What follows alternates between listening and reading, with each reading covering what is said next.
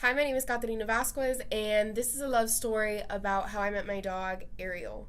Well, it's kind of like a love story, and it's kind of a funny story if you laugh. Yay.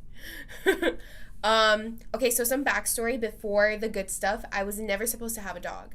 My parents kind of never thought that I was responsible to even take care of a living creature, and I kind of now understand that because, well, I know the responsibilities of taking care of a dog, and I know that I would never have been able to handle a dog when I was much younger. So I'm happy in a way that they waited, but I was the type of person that went into a dog store and would actually leave there crying because I never got to take a dog home with me. So it always kind of sucked until when I was about 19, my best friend actually ended up getting pregnant, and my parents then thought that I would be very lonely, and they felt that this was the perfect time to get a dog because my best friend was pregnant. Um, so from there, things moved kind of quickly, and I think within like 2 weeks, we ended up going to the dog store. The very first dog store that we went into, I wasn't being picky or anything. I just knew that I was allergic to dogs also, a little more backstory. And I couldn't get like a French Bulldog or a Boston Terrier, which actually Boston Terriers, like everybody in my family had a Boston Terrier when they were younger. So that was kind of like the rite of passage to get a Boston Terrier.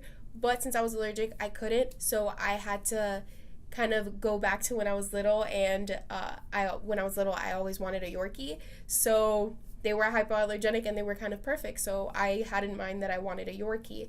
And we went into the first one, and I didn't immediately connect with any of them. So then when we went into the second dog store, I saw this miniature Yorkie. Like, it fit in the palm of my hands. The lady took it out, and the Yorkie was like really hyper.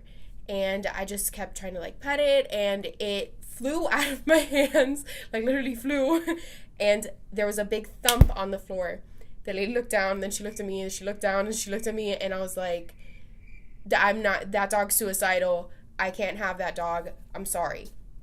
She goes and she puts it back, and then right next to that cage was a litter of regular Yorkies.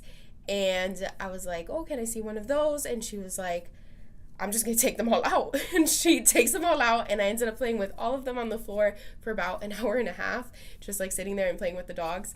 And then my parents were like, listen, like, it's time to choose one of the dogs.